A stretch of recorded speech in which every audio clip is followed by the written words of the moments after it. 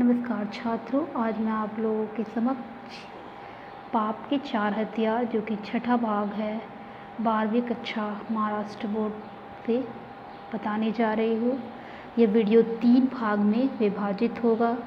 एक लेखक परिचय, प्रमुख कृतियाँ, विधा परिचय, पाठ परिचय तथा दूसरा पाठ की व्याख्या, तीसरा स्वाध्याय के लिए।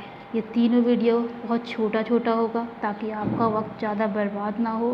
तो आइए वीडियो के पाठ के लेखक परिचय की शुरुआत करते हैं। जैसा कि हम जानते हैं कि पाप के 4 हथियार के लेखक कन्हैयालाल मिश्र प्रभाकर जी हैं। तो आइए जानते हैं लेखक परिचय। कन्हैयालाल मिश्र जी का जन्म कहाँ हुआ था? तो देवबंद गांव में, जो कि उत्तर प्रदेश का एक छोटा सा गांव है। उनका जन्म 26 सितंबर 1906 को हुआ था। ये हिंदी में कथाकार, निबंधकार, पत्रकार तथा स्वतंत्रता सेनानी थे। इनकी पत्रकारिता में स्वतंत्रता के स्वर को ऊंचा उठाया गया था। इनके निबंध भारतीय चिंतन धारा को प्रकट करते हैं। भारत के प्रति क्या चिंतन धारा है, इस बात को इनके निबंध विख्यात रूप से प्रकट करते हैं।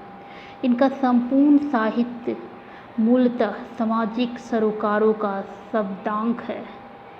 इनके साहित्य और पत्रकारिता को व्यक्ति और समाज के साथ जोड़ने का प्रयास किया है। ये भारत सरकार द्वारा पद्मश्री सम्मान से भी विभूषित हुए हैं, यानी इन्हें पद्मश्री सम्मान से नवाजा गया है। इनकी भाषा सहज, सरल और मुहावरेदार है। मतलब जिस भाषा में यह अपने गद्य को लिखते हैं वह बहुत ही सरल और सहज होता है।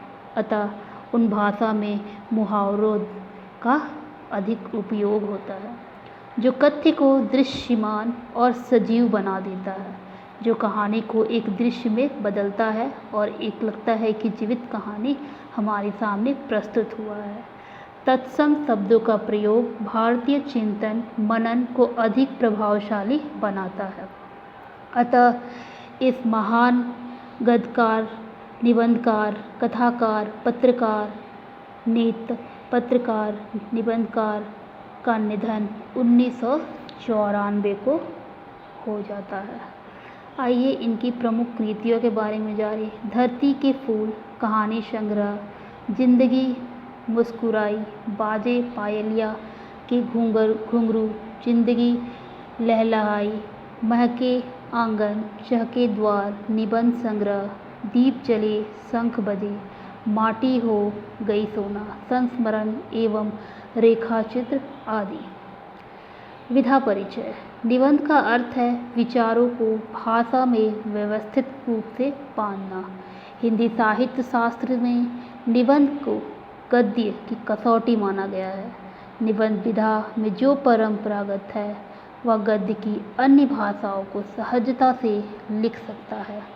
निबंध विधा में वैचारिकता का अधिक महत्व होता है तथा विषय को प्रखरता से पाठकों के सम्मुख रखने की सामर्थ्य होती है। अतः यहाँ पर विधा परिचय, प्रमुख कृतियाँ और लेखक परिचय समाप्त होता है और हम पाठ परिचय के प्रति अग्रसर होते हैं।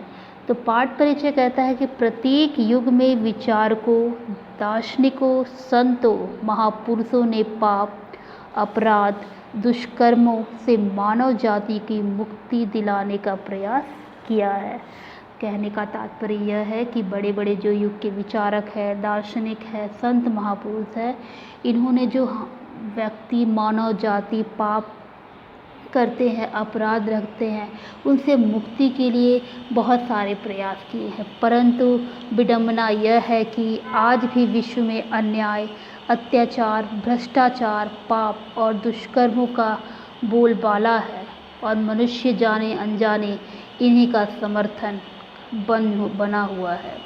समाज संतों, महापुरुषों की जयंतियाँ मनाता है, जय जयकार करता है, उनके स्मारकों का निर्माण करवाता है, परंतु उनके विचारों को आचरण में नहीं उतारता। ऐसा क्यों होता है? लेखक ने अपने चिंतन के आधार पर इस प्रश्न का उत्तर खोजने का प्रयास प्रस्तुत निबंध में किया है।